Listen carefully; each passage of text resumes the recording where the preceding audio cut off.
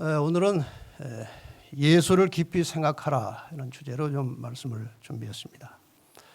이 말씀은 히브리 3장 1절에서 나온 말씀입니다. 그러므로 함께 하늘의 부르심을 입은 거룩한 형제들아, 우리의 믿는 도리의 사도시며 대제사장이신 예수를 깊이 생각하라.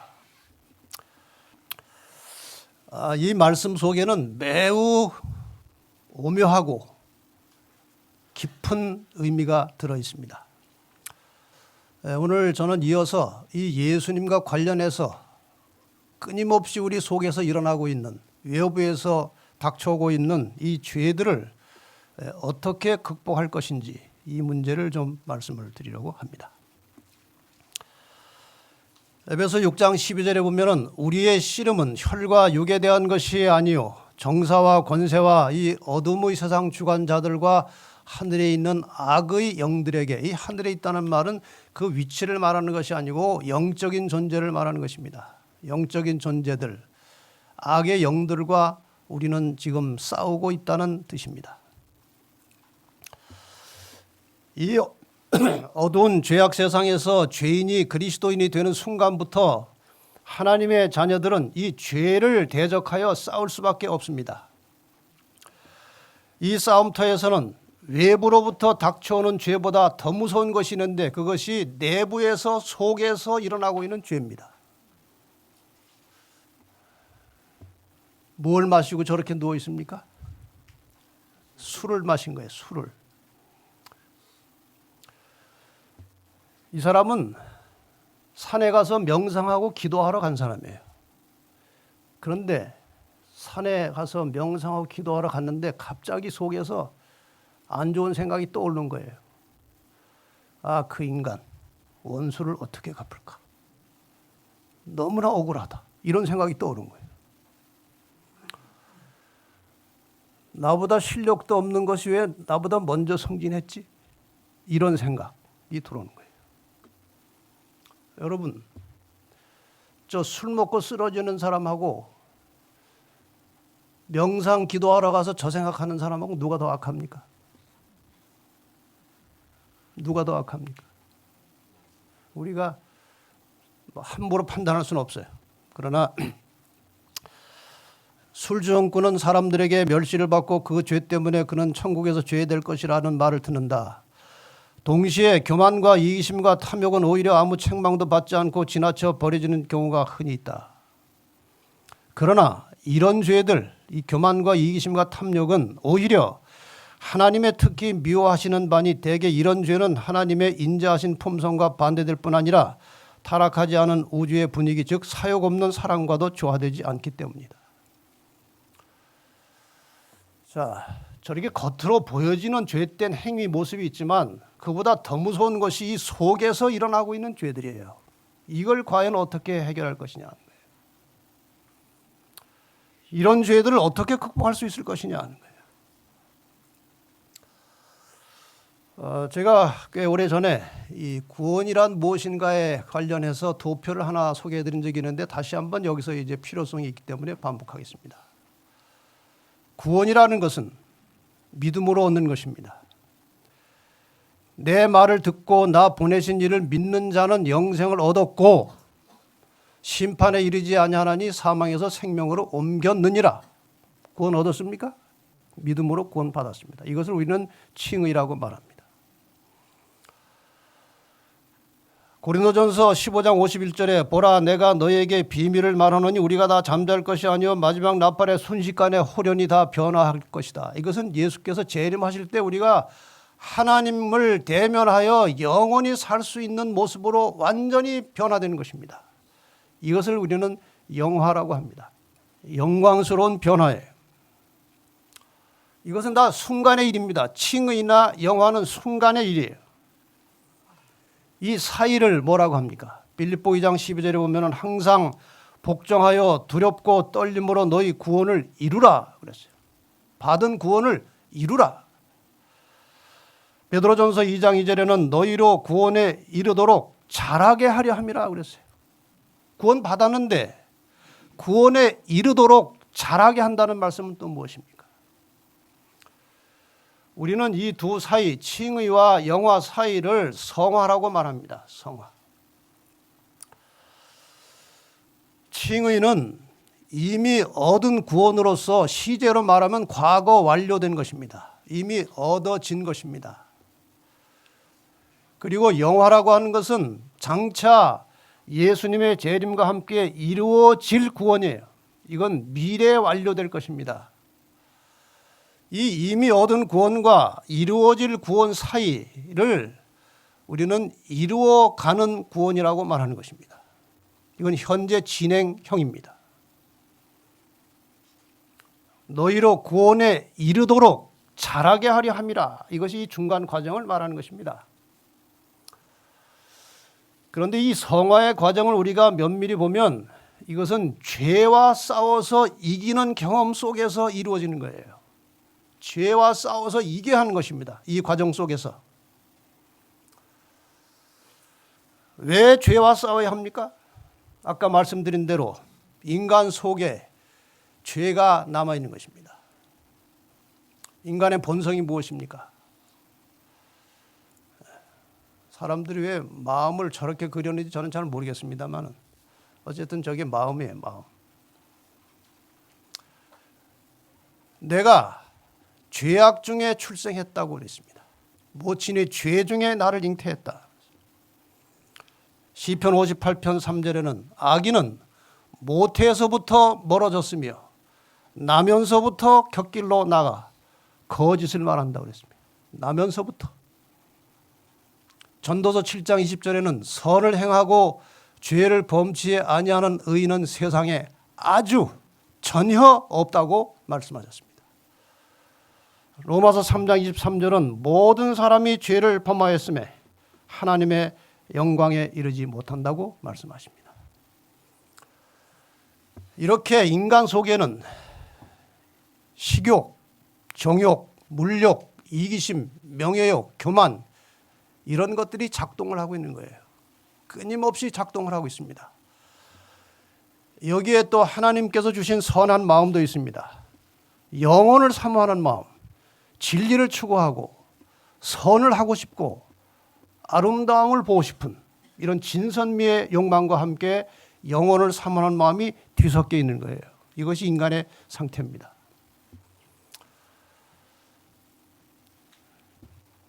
이 죄에 대해서 아들이 있는 자는 생명이 있고 아들이 없는 자는 생명이 없다. 그는 죽은 자이다. 그러므로 아담은 죽었다. 이 때문에 세상에 태어난 모든 사람들이 죄인이 되었으며 사형 선고가 모든 사람에게 내렸다. 모든 사람이 심판을 받아 정죄에 이르렀다. 그러므로 이 세상에 사는 사람은 사형 온도를 받지 않은 사람은 하나도 없다. 이런 사형 선고와 사망에서 벗어날 수 있는 유일한 길은 그리스도를 믿는 길밖에 없다. 모든 사람은 태어날 때부터 속절없는 죄인이 됐다는 것이에요. 벗어날 수 있는 길은 유일한 길은 그리스도를 믿는 길밖에 없는 것입니다.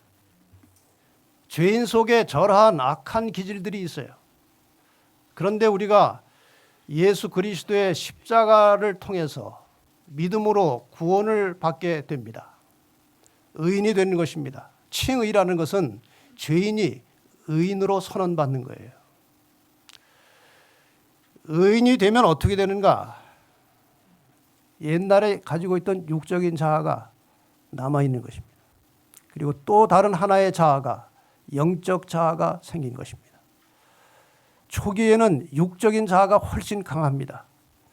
영적인 자아는 이제 갓난 아기로 출발한 것이에요. 육적 자아는 사탄이 지배하고 있고 영적 자아는 성령의 지배하에 들어가는 것입니다. 여기에 대해서 베드로전서 3장 21절은 이렇게 말합니다. 물은 너희를 구원하는 편대 곧 침례라.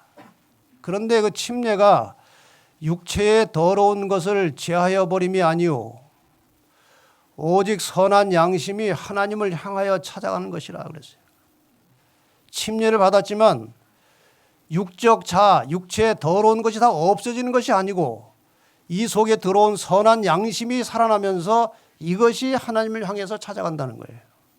두 개의 자아가 있게 되는 겁니다.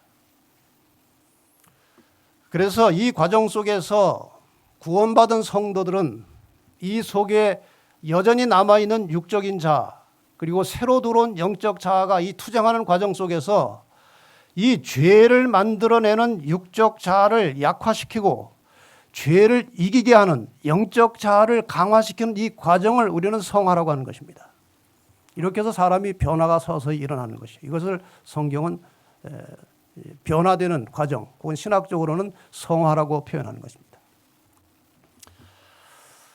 오늘 이 새해 첫날 안식일에 저는 성경에 기록되어 있는 또 증언의 말씀이 증언하고 있는 내용을 다 간추려서 육적인 자아를 약화시키고 영적 자아를 강화시키는 방법에 대해서 여러분에게 말씀을 드리고, 여러분 1년 내내 한 해 동안 이 두 가지를 위해서 헌신하고 투쟁하고 열심히 기도하신다면 아마도 내년도 이맘때는 뭔가 지금하고는 달라진 모습을 볼 수 있을 것이라고 저는 확신합니다. 그래서 이 두 가지를 말씀을 드리는 것입니다. 첫째, 죄와 싸워서 이길 수 있는 힘을 기르라는 거예요. 힘. 이 방법은 뭔지 좀 말씀드리겠습니다. 두 번째, 죄하고만 씨름하지 말고 적극적으로 선을 행하면 죄가 멈춘다는 거예요. 이 두 가지 문제입니다. 자, 먼저 죄와 싸워서 이길 수 있는 힘이 어떻게 길러질 것이냐? 예수를 생각하는 것입니다. 우리와 같은 조건에서 죄 지을 수 있는 가능성을 가지고 동일한 조건 속에서 죄와 싸워서 승리하신 예수님의 모본이 무엇인가 하는 거예요. 예수님은 우리처럼 죄 지을 가능성을 가진 연약한 인성을 가지고 태어나셨습니다. 그럼에도 죄를 범하지 않으셨어요. 어떻게 그렇게 하셨느냐 하는 예수님의 본을 먼저 살펴볼 필요가 있는 것입니다. 마태복음 3장 16절에 보면은 물에서 올라오실새, 예수님께서 침례를 받으시고 물에서 올라오실새 하늘이 열리고 하나님의 성령이 비둘기같이 내려 자기 위에 임하심을 보셨다 그랬어요. 마태복음 4장 1절에 그때 예수께서 성령에게 이끌려 마귀에게 시험을 받으러 광야로 가셨다. 누가복음 4장 1절에 예수께서 성령의 충만함을 입어 요단강에서 돌아와서 광야에서 40일 동안 성령에 이끌리셨다. 누가복음 4장 14절에 예수께서 성령의 권능으로 갈릴리에 돌아가시니 그 소문이 사방에 퍼졌다고 그랬어요. 누가복음 10장 21절에는 예수께서 성령으로 기뻐하여 가라사대 그랬어요. 기뻐하사 가라사대. 여러분, 예수님의 탄생은 성령으로 출발한 것입니다. 성령으로 잉태돼서 태어나신 예수님은 그 이후에 모든 삶의 순간순간 성령의 이끌림을 받으신 것입니다. 성령으로 사신 것입니다. 어떻게 성령으로 사셨는가? 자동으로 성령이 임하셨는가? 그가 하나님의 아들이기 때문에 자동으로 성령이 충만하셔서 그분의 모든 삶이 성령으로 이루어졌느냐? 그건 아닙니다. 마태복음 14장 23절 무리를 보내신 후에 낮에 예수님께서는 많은 사람들과 함께 일하시고 병 고치시고 설교하셨어요. 무리를 보내신 다음에 기도하러 따로 산에 올라가시다 저물매 거기 혼자 계시더니 혼자서 기도하시는 거예요. 홀로. 누가복음 5장 16절에 예수는 물러가서 한적한 곳에서 기도하시니라. 누가복음 6장 12절에 이때 예수께서 기도하시러 산으로 가서 밤이 마치도록 하나님께 기도하셨다. 철야 기도하시는 거예요. 예수님께서. 철야 기도. 밤새도록 기도하시는 것입니다. 누가복음 22장 39절로 41절 예수께서 나가서 습관을 좇아서 늘 하시던 대로 감람산에 가시며 제자들도 쫓았더니 그곳에 이르러 저희에게 이르시되 시험에 들지 않기를 기도하라 하시고 저희를 떠나 가서 무릎을 꿇고 기도하여 가라사대. 지금 이 두 장면에서 여러분께서 뭘 보셨습니까? 예수님은 철저하게 성령 충만한 삶을 사셨다는 것이고, 그 성령은 그냥 단순한 하나님의 아들이기 때문에 내려온 이점이 아니고, 이렇게 끊임없이 아무리 피곤하고 힘드셔도 기도하심으로, 기도를 통해서 성령을 빌려서 사셨다는 것이. 또 예수님께서는 사탄에게 시험을 받으실 때에 말씀으로 이기셨습니다. 첫 번째 시험 받으실 때 예수께서 가라사대 기록되었으되, 성경에 기록된 말씀을 가지고 지금 사탄의 시험을 물리신 것입니다. 사람이 떡으로만 살 것이 아니요 하나님의 입으로 나오는 모든 말씀으로 살 것이니라. 마태복음 4장 7절입니다. 예수께서 이르시되, 이거 두 번째 시험이에요. 또 기록되었으되 주 너희 하나님을 시험치 말라 하였느니라. 세 번째 시험에 또 말씀하십니다. 이에 예수께서 말씀하시되 사탄아 물러가라, 기록되었으되 주 너희 하나님께 경배하고 다만 그를 섬기라 하였느니라. 예수님께서 이 땅에서 우리와 같은 조건에서 연약한 상태에서 시험을 받으시면서 그 모든 시험을 극복하고 이기신 세 가지 요소는 하나님의 말씀과 기도와 성령의 역사였습니다.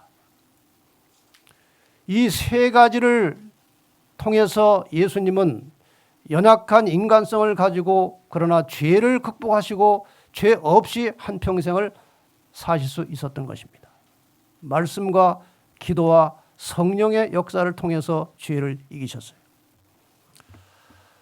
그리고 말씀하십니다. 요한복음 17장 17절, 저희를 진리로 거룩하게 하옵소서. 아버지의 말씀은 진리니다. 이 거룩하다는 말은 성화라는 말과 늘 같은 의미를 갖는 것입니다. 진리의 말씀에 기도하여 성령의 능력을 통해서 그 말씀에 순종할 때 우리가 거룩하게 된다는 말씀이에요. 이것이 예수님께서 죄를 극복하시고 승리하신 비결, 아주 단순한 비결이지만 이 속에 모든 것이 들어있는 것입니다. 여기 불변의 법칙 하나 소개하겠습니다. 인풋이 있어야 아웃풋이 있다는 것입니다. 들어가는 것이 있어야 나오는 것이 있는 거예요. 그래서 죄와 싸워서 이길 수 있는 유일한 방법은 평상시에 이 머리에 하나님의 말씀을 가득 담고 열렬하고 간절한 기도로 성령 충만한 상태가 되면 죄의 유혹이 있을 때마다 성령께서 그 말씀을 생각나게 해주시고 그 말씀대로 순종할 수 있는 능력을 주심으로 죄를 이길 수 있는 것입니다. 이것이 예수님의 방법이었어요. 우리가 이 땅에 죄인으로 살면서 죄를 예수님처럼 이기려면 다른 방법이 없어요. 인풋이 있어야, 들어가는 것이 있어야 나오는 것이 있는 것입니다. 말씀을 소홀히 하고 기도를 게을리하고 성령의 능력을 경시할 경우에 아무도 죄를 싸워서 이길 수 없다는 것입니다. 그러므로 함께 하늘의 부르심을 입은 거룩한 형제들아, 우리의 믿는 도리의 사도시며 대제사장이신 예수를 깊이 생각하라. 예수께서 어떻게 사셨는지, 예수께서 어떻게 죄를 극복하셨는지 깊이 생각하라는 것입니다. 그는 매일 아침 여러 시간 동안 아버지와 교통하심으로 하늘의 빛을 사람에게 나눠줄 준비를 하셨다. 그는 날마다 성령의 새로운 침례를 받으셨다. 우리도 그렇게 해야 되지 않겠습니까? 예수님도 그렇게 하셨는데 우리가 예수님처럼 죄를 이기려면 날마다 성령의 새로운 침례를 받아야 한다는 것입니다. 주님께서는 매일 아침 이른 시간에 일어나셔서 다른 사람에게 나누어 주시기 위하여 자기의 심령과 입술에 은혜의 기름을 바르셨다. 여러분, 이 새해 첫 안식일에 결심하시기를 바랍니다. 저도 결심을 하고 이제 실천을 조금씩 시작하고 있습니다. 제가 늘 일이 많고 저녁 늦게까지 글을 쓸 때가 많아요. 설교 준비도 하고. 그러다 보면 자는 시간이 불규칙해요. 11시에도 자고 어떨 때 12시, 어떨 때 1시에도 자요. 자주 그렇진 않지만. 그럼 일어나는 시간이 자동적으로 늦어질 수밖에 없습니다. 잠을 자야 되니까 기본적으로. 제가 보통 하루에 한 6시간 정도 잡니다. 그래서 제가 이렇게 하면 안 되겠다는 마음이 들었어요. 그래가지고 이제 9시 40분쯤 되면 그 전에 다 저녁 마무리하고 이제 침대로 돌아가는 연습을 하는 중입니다. 그리고 아침 일찍 일어나서 그 전보다 더 많은 시간 기도하고 하나님과 교통하기 위해서 지금 올해 새로운 출발을 시작했어요.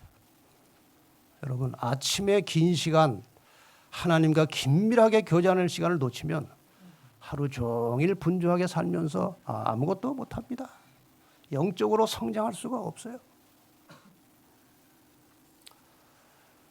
여기 예수님에 대해서 우리가 시험을 이기는 방법에 대해서 하신 말씀을 좀 보십시다. 그러므로 저가 범사에 형제들과 같이 되심이 마땅하도다. 자기가 시험을 받아 고난을 당하셨은즉 시험 받는 자들을 능히 도우시느니라. 여러분, 힘들 때마다, 시험을 이기기 힘들 때마다 우리와 같은 모든 시험을 받으시고 견디시고 이기신 예수님께 도움을 구하시기를 바랍니다. 그분이 도와주실 것입니다. 보혜사 곧 아버지께서 내 이름으로 보내실 성령, 그가 너희에게 모든 것을 가르치시고 내가 너희에게 말한 모든 것을 생각나게 하시리라.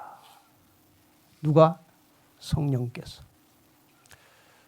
제가 여러 차례 말씀드렸습니다. 평상시에 하나님의 말씀을 머리에 가득 담고 살아야 늘 인풋이, 말씀이 인풋이 되어야 되는 거예요. 여기 들어와야 돼요. 말씀이 계속 들어와서 저장이 되어 있다가 우리가 기도하고 성령의 도우심을 구하면서 살면 필요할 때 성령께서 그 말씀을 생각나게 해주시고 그 말씀에 순종할 수 있는 능력을 주시는 것입니다.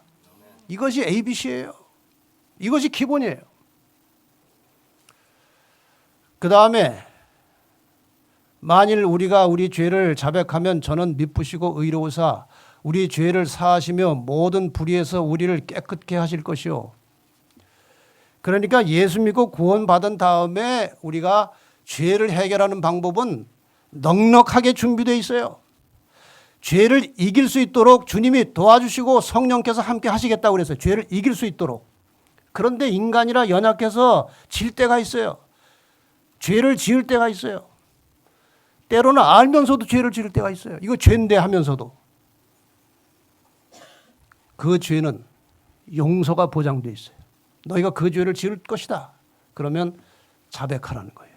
하나님, 제가 넘어졌습니다. 용서해 주십시오. 그러면 모든 불의에서 우리를 깨끗하게 하신다고 약속하셨어요.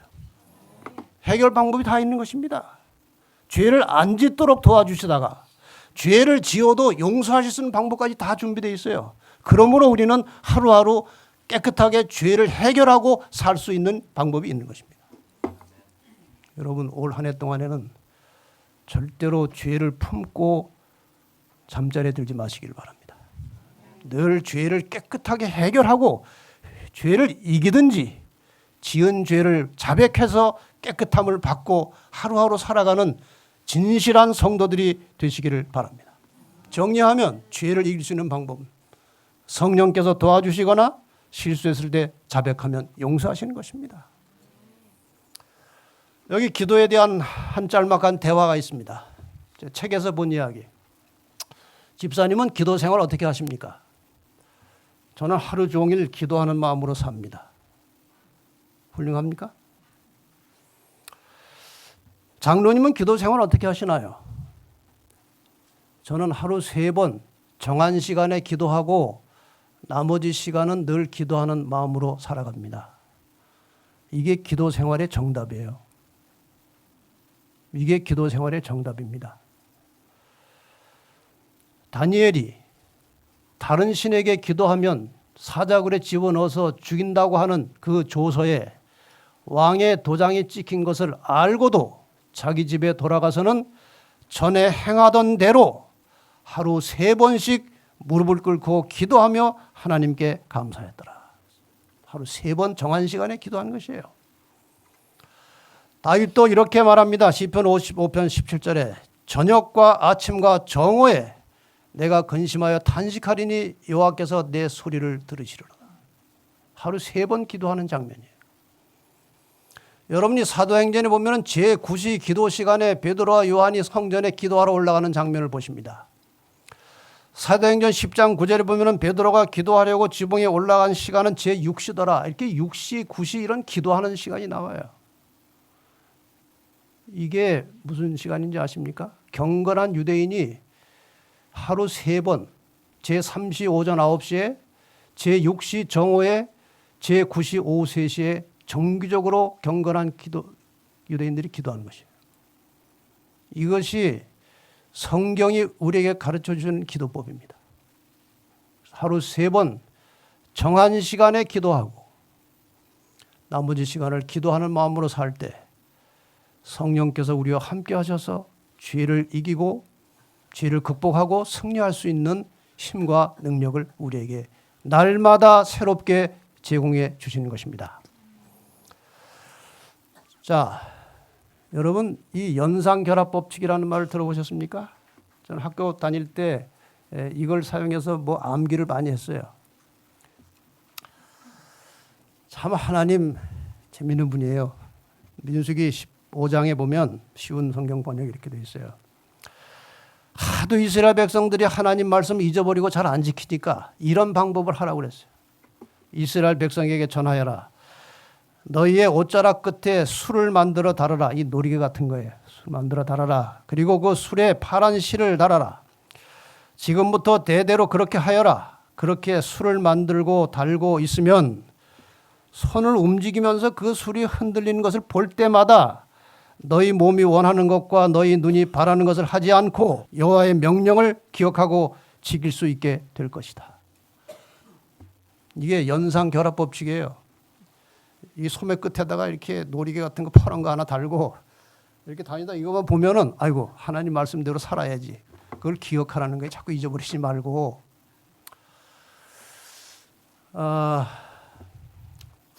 제가 이제 어디 용산역에 가서 KTX를 타려고 전철을 탔어요. 몇 주 전에. 제 앞에 7사람이 앉아 있었어요. 7사람이 앉아 있는데 전부 다 스마트폰에 집중하고 있는 거예요. 옆에 2사람이 서 있는데 그 2사람도 이거 보고 있어요. 제가 그걸 보면서 야, 요즘 사람이 전부 다 여기에 미쳐 있구나. 나는 어떤가? 저도 자주 봐요. 그 사람들처럼 그렇게 열중을 안 하지만 자주 들춰요. 그 들출 때, 그 자주 스마트폰을 들출 때 과연 내가 예수님을 생각하느냐? 그렇지 않아요. 그래서 제가 그 순간에 생각이 하나 떠올랐어요. 스마트폰을 열면 앱이 나오지 않게 하고 예수님의 얼굴이 나오게 해야 되겠다. 그래서 제가 이렇게 해서 앱을 이렇게 바꿨어요. 스마트폰을 열면 처음에 저게 나와요. 예수를 깊이 생각하라. 그 다음에 옆으로 넘겨도 예수는 여전히 남아있어요. 옆으로 또 앱을 넘겨도 남아있어요. 이것이 하나님이 주시는 방법 같은 겁니다. 여기다 술을 달고 돌아다닐 때마다 율법을 생각하라고 하듯이 우리가 자주 접촉하는 여러 가지 사물들에 이러한 영적인 것들을 연결시켜 놓고 영적으로 사는 연습과 훈련이 필요한 거예요. 예수를 깊이 생각하라. 예, 2번째 방법은 제가 간략하게 소개하려고 합니다. 이건 긴 것이 아닙니다. 적극적으로 선을 행하면 죄가 멈춘다는 거예요. 죄를 안 지으려고 노력하는 것보다 선을 행하는 것이 죄를 이기는 훨씬 더 적극적인 방법이에요. 근데 사람이 선을 할 수 있느냐? 자, 이 말씀을 잘 보세요. 구수인이 그 피부를 표범이 그 반점을 변할 수 있느냐? 얼굴 검은 흑인이 하얗게 할 수 있어요? No. 표범이 얼룩 반점 바꿀 수 있어요? No. 할 수 있을진데 구수인이 피부를 하얗게 바꿀 수 있고 표범이 반점을 바꿀 수 있다면 악에 익숙한 너희도 선을 행할 수 있으리라. 우리가 선을 할 수 있다는 말이 없다는 말이에요. 없다는 말이에요.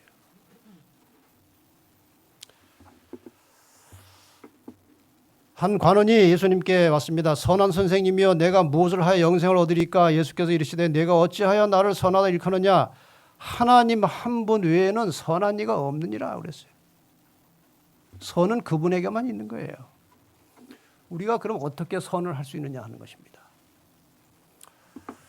여기 한 영감적인 주석에 보니까 이렇게 설명하고 있습니다. 실로 영생을 얻기 위해서 필요한 절대적 의미에서의 선은 오직 하나님뿐이시다.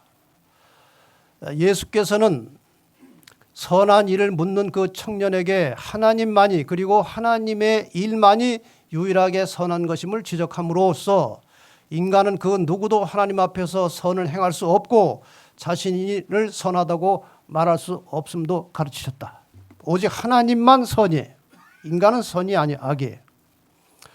지금 그가 해야 할 것은 선한 일을 행하는 것이 아니라 선한 하나님을 바로 알며 그분에 의한 선한 역사인 예수 그리스도의 말씀을 믿고 따라야 하는 것이다. 그러니까 예수를 품고 그분의 발자취를 따라가라는 거예요.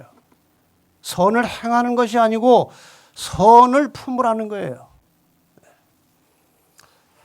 자, 이 문제에 있어서 또 여전히 우리와 같은 조건에서 죄와 싸워서 승리하신 예수님의 모본 어떻게 선을 하셨을까요? 여기 보시면 예수님의 일생이 간단하게 이렇게 요약되어 있습니다. 예수께서 온 갈릴리에 두루 다니사 저희 회당에서 가르치시며 천국 복음을 전파하시며 백성 중에 모든 병과 모든 약한 것을 고치시니 끊임없이 일하셨어요. 마가복음 3장 20절에 집에 들어가시니 무리가 다시 모임으로 식사할 겨를도 없는지라. 얼마나 바쁘게 일하셨습니까? 오직 남을 위해서. 누가복음 6장 7절에 서기관과 바리새인들이 예수를 송사할 빈거를 찾으려 해 안식일에 병 고치시는가 엿보니 이렇게 고생을 그냥 한 것이 아니고 호시탐탐 예수님의 생명을 노리는 사람들의 감시를 받아가면서 불철주야 온전히 일하시는 예수님의 모습이에요. 예수께서 날마다 성전에서 가르치시니 대제사장들과 서기관들과 백성의 두목들이 그를 죽이려고 꾀하되 이렇게 늘 사람들 이 서기관과 바리새인들로부터 감시를 받아가면서도 주님은 온종일 다른 사람을 위해서 일하셨습니다. 그분께서 고된 하루를 마감하는 기도의 시간에서 돌아오실 때 그들은 그분의 얼굴에서 평화의 모습 곧 전신을 휩싸고 있는 듯한 상쾌함을 보았다. 이렇게 온종일 다른 사람 위해서 봉사하시고 헌신하시고 고생하시면서도 그 하루가 마감하는 마지막 시간은 늘 기도하셨다는 것입니다. 그 피곤한 몸을 들고 기도처에 들어가서 기도를 끝나고 나올 때 제자들이 보니까 얼굴에서 평화의 모습, 상쾌한 활력을 볼 수 있었다는 것입니다. 이것이 예수님의 모본이에요. 그러므로 함께 하늘의 부르심을 입은 거룩한 형제들아, 우리의 믿는 도리의 사도시며 대제사장이신 예수를 깊이 생각하라. 그분이 어떻게 사셨는지 생각하라는 것입니다. 그래서 선을 하기 전에 우리가 스스로 선을 할 수 없어요. 선을 하기 전에 선을 마음에 품으라는 거예요. 빌립보 2장 5절로 8절에 너희 안에 이 마음을 품으라 곧 그리스도 예수의 마음이니 그는 근본 하나님의 본체시나 하나님과 동등됨을 취할 것으로 여기지 아니하시고 오히려 자기를 비워 종의 형체를 가져 사람들과 같이 되었고 사람의 모양으로 나타나셨음에 자기를 낮추시고 죽기까지 복종하셨으니 곧 십자가에 죽으심이라. 선이신 예수님을 마음에 품어야 선이 나온다는 거예요. 그게 무엇인가 하면은 근본은 사랑이고 이 성경절에 나타난 예수님의 모습은 겸손과 희생입니다. 우리가 선을 행하려면 선이신 예수를 마음속에 품고 그 예수의 정신과 삶이 우리 속에 나타나도록 성령의 인도함을 받아야 되는 것입니다.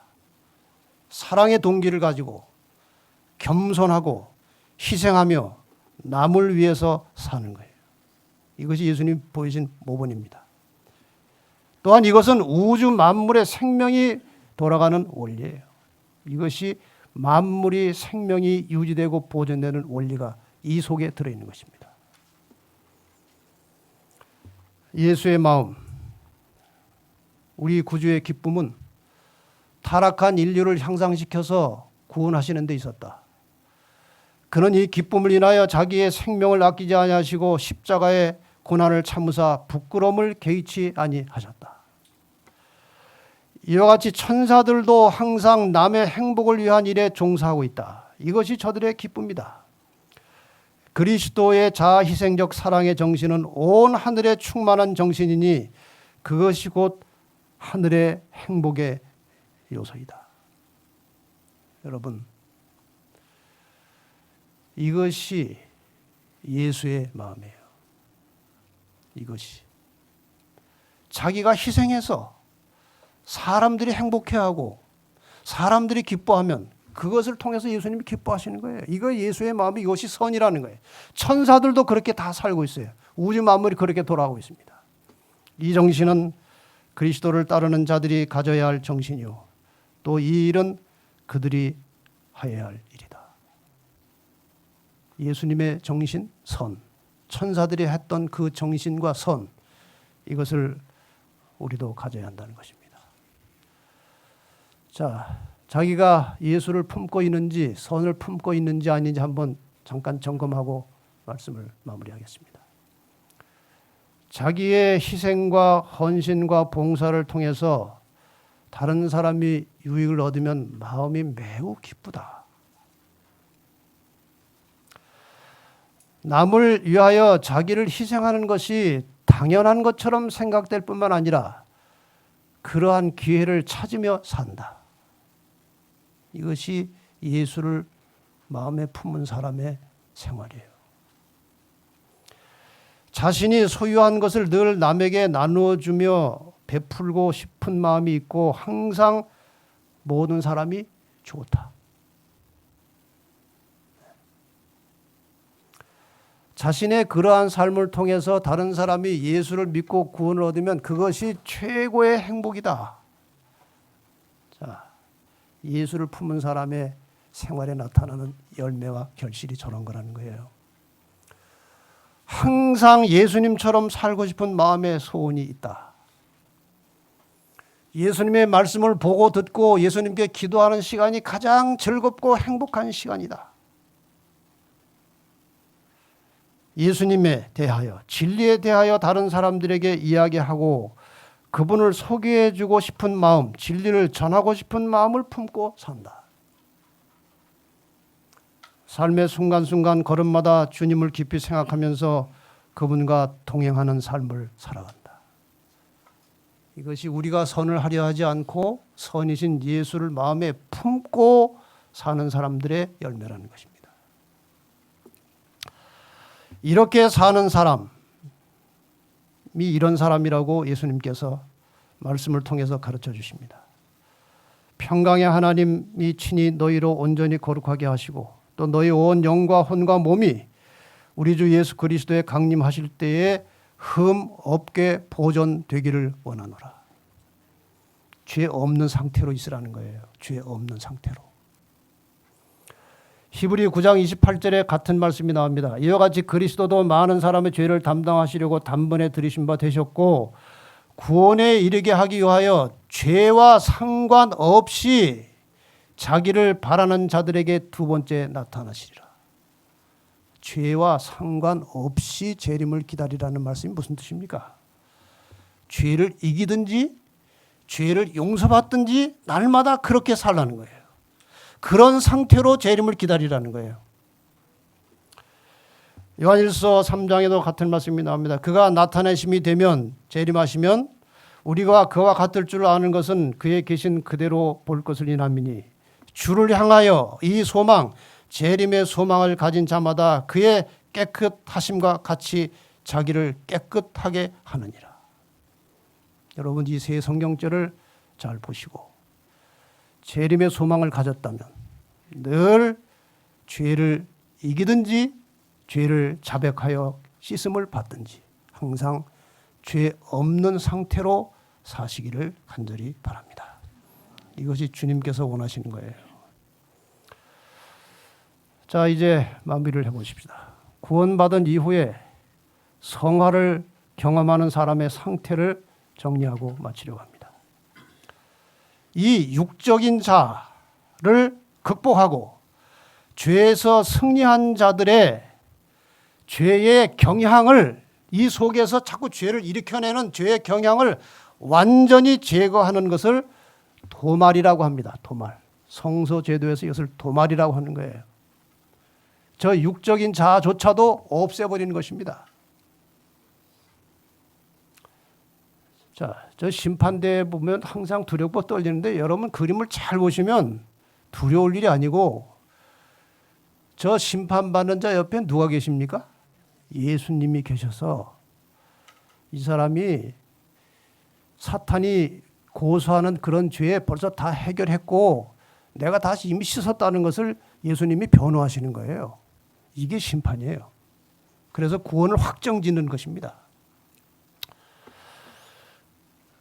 그들은 그들의 무가치함을 깊이 느끼고 있는 동안 그들의 잘못을 고백하지 않고 숨겨둔 것이 하나도 없다.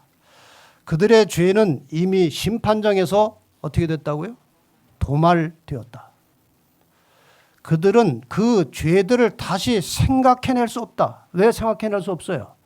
죄를 일으키는 속성이 다 없어진 것이에요. 죄를 생각해낼 수 없는 거예요. 왜? 도말됐기 때문에 그래요. 여기에 더 적극적인 표현이 있습니다. 모든 죄된 경향과 죄를 짓고 싶은 이 경향과 이곳에서 그들을 괴롭히는 모든 불완전은 그리스도의 피로 제거되고 이게 도말된 거예요. 정오의 태양의 밝음을 능가하는 그리스도의 영광의 탁월함과 밝음이 그들에게 부여되었다. 그리고 도덕적인 아름다운 곧 그리스도의 성품의 완전함이 그들을 통하여 빛났다. 여러분 이것을 그림으로 설명한 이것입니다. 육적 자아가 남아 있었습니다. 아직도 심판이 끝나기 전까지 남아 있었어요. 그런데 도말됨으로 육적인 자아는 내 속에서 없어지고 영적인 자아만 남게 되는 것입니다. 바로 이 순간에 선언되는 계시록 12장 11절의 선언이 이것입니다. 불의를 하는 자는 그대로 불의를 하고 더러운 자는 그대로 더럽고 의로운 자는 그대로 의를 행하고 거룩한 자는 그대로 거룩되게 하라. 다시는 죄를 지을 수 있는 가능성이 없어진 것입니다. 왜 없어져요? 죄된 성향과 죄된 기질이 도말된 거예요. 없어진 거예요. 죄를 생각할 수도 없게 되어버렸어요. 이런 상태가 되면 우리가 하나님을 만나서 이제 영원히 죄 짓지 않고 죄의 유혹도 없고 죄 없는 상태에서 하나님과 함께 영원히 사는 것이 하나님의 구속의 계획이고 이렇게 해서 완성되는 거예요. 다시 한번 이 말씀을 읽고 마치겠습니다. 그러므로 함께 하늘의 부르심을 입은 거룩한 형제들아, 우리의 믿는 도리의 사도시며 대제사장이신 예수를 깊이 생각하라. 오늘 시간이 많이 지나서 기도하고 마치겠습니다. 하나님, 정말 죄 가운데서 영원히 죽을 수밖에 없는 죄인들을 구원해 주시고 살게 해주시고 더 나아가서 우리를 창조하신 하나님과 함께 만나서 영원히 살 수 있는 귀한 구원의 은혜의 선물을 인해서 진심으로 감사합니다. 이미 저희를 주님의 은혜로 구원해 주셔서 감사합니다. 이제 만나서 하나님을 만나서 함께 사는 그날까지 이 세상을 살아갈 때 주님이 사신 것처럼 살게 하여 주시옵소서. 기도하게 하시고 말씀을 담게 하시고 순간순간 성령의 이끌림을 받으면서 죄에 대하여 승리하게 하시고 혹시 넘어졌을지라도 죄를 품고 있지 말고 즉시로 자백하여 회개하고 깨끗한 마음으로 깨끗한 삶을 살면서 주님의 재림을 기다리는 진실한 재림 성도들이 되게 하여 주시옵소서. 아버지, 이 시간 성령께서 우리 마음에 오셔서 들은 말씀 깊이 새겨지게 하시고 올 한 해를 사는 동안에 성령의 능력을 빌려서 모든 죄를 이기게 하시고 혹시라도 넘어져도 자백하여 성결한 성도의 삶을 살도록 오늘 하루에 우리의 진리의 뿔 교회 모든 성도들의 삶을 지키시고 인도하시고 이끌어 주시기를 예수 그리스도의 이름으로 간절히 기도합니다. 아멘.